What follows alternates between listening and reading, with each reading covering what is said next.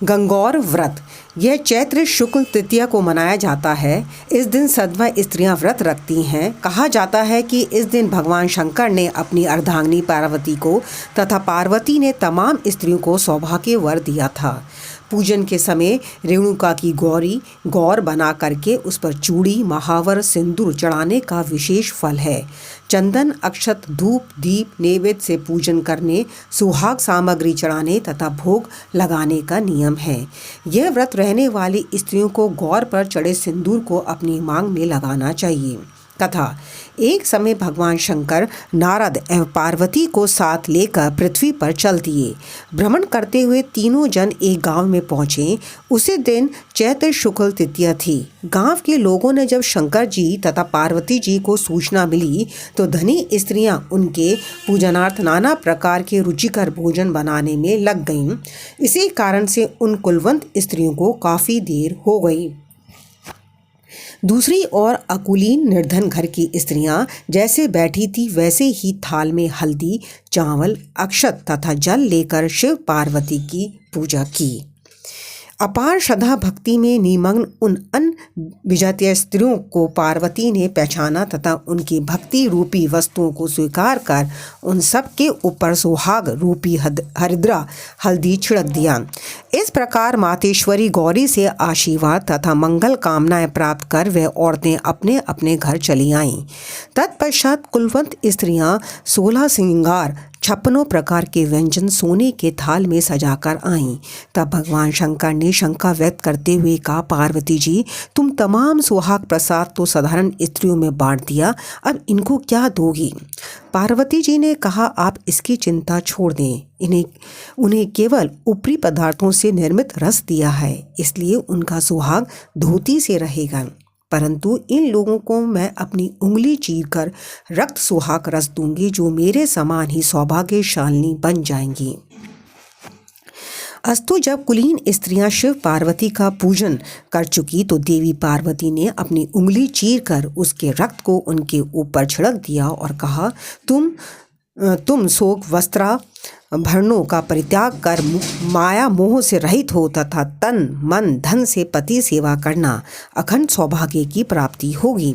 भवानी का यह आशीर्वचन सुनकर तथा प्रणाम करके कुलीन स्त्रियां भी अपने अपने घर लौट आईं तथा पति परायण बन गईं। छिड़का खून जिसके ऊपर जैसा पड़ा था उसने वैसा ही सौभाग्य प्राप्त किया। इसके पश्चात पार्वती जी ने पति की आज्ञा से नदी में जाकर स्नान किया, बालू का महादेव बनाकर पूजन किया, भोग लगाया तथा प्रदक्षिणा करके बालू के 2 कणों का प्रसाद खाकर पार्वती ने मस्तक पर टीका लगाया। उसी समय उस पार्थिव लिंग से शिव जी प्रकट हुए तथा पार्वती को वरदान दिया, आज के दिन जो स्त्रियां मेरा पूजन तथा तुम्हारा व्रत करेंगी उसके पति चिरंजीवी रहेंगे तथा अंत में उन्हें मोक्ष मिलेगा। पार्थिव शिव यह वरदान देकर अंतर्धान हो गए।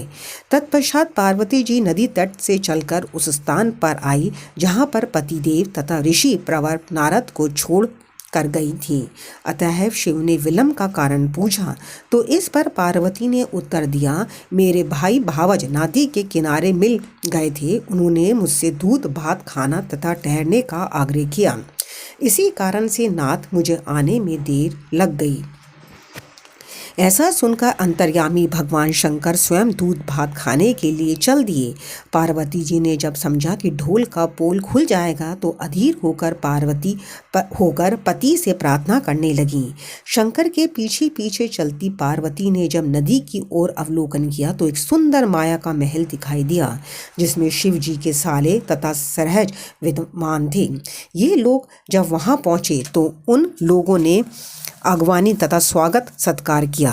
2 दिन तक तीनों ने उनका आतिथ्य ग्रहण किया। तीसरे दिन सुबह पार्वती के द्वारा चलने का आग्रह को ठुकरा दिया। इससे देवी काफ़ी कुपित हुई तथा अकेली ही रह ली। तब मजबूर होकर महादेव ने उनका अनुसरण करना पड़ा। नारद भी साथ में थे। तीनों लोग चलते चलते काफ़ी दूर निकल आए। सायंकाल होने पर शिवजी ने बहाना किया कि मैं तो तुम्हारे मायके में अपनी माला ही भूल आया। इस पर पार्वती माला लाने को तैयार हुई, किंतु शिव जी की आज्ञा से ना जा सकी। नारद जी वहाँ गए। जाकर देखते हैं कि कहीं महल का नामो निशान है ना कहीं माला, वरन घोर अंधकार में निशंस हिंसक पशु विचरण कर रहे हैं। इस अंधकार पूर्ण डरावने वातावरण को देख नारद बहुत आश्चर्यचकित हुए। तत्क्षण अचानक बिजली के चमकने से वृक्ष पर टंगी माला दिखाई दी। उसे देखकर महामुनि भयातुर अवस्था में शीघ्र शिव के पास आए और अपनी विपत्ति का अधोपांत वर्ण कह सुनाया। इस प्रसंग को सुनकर हंसते हुए शिव ने नारद से उसका आदि मूल कारण बताया। हे मुनि, आपने जो कुछ भी दृश्य देखा यह पार्वती की अनोखी माया का प्रतिफलन है। वह अपने पार्थिव पूजन की बात को आपसे गुप्त रखना चाहती थी, इसलिए उन्होंने झूठा बहाना बनाया था। फिर उसे सत्य करने के लिए उन्होंने अपने पतिव्रत धर्म की शक्ति से झूठे महल की रचना की। अपितु सच्चाई को उभरने के लिए ही मैंने भी माला लाने के लिए तुम्हें दोबारा उस स्थान पर भेजा था।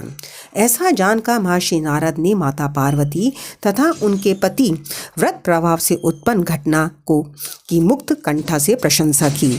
जहाँ तक उनके द्वारा पूजन की बात को छिपाने का सवाल है, वह भी समीचोन ही जान पड़ता है, क्योंकि पूजा छिपा कर ही करना चाहिए। ये मेरा आशीर्वचन है कि जो स्त्रियां इस दिन को गुप्त रूप से पति का पूजन कार्य संपादित करेंगी, उन्हें अपनी कृपा से समस्त मनोकामनाएं की पूर्ति होगी तथा उनके पति भी चिरंजीवी होंगे। चूँकि पार्वती जी ने इस व्रत को छिपाकर किया था, उसी परंपरा के अनुसार आज भी पूजन के अवसर पर पुरुष उपस्थित नहीं रहते हैं। ओम नमः शिवाय, ओम नमः शिवाय, नमः शिवाय।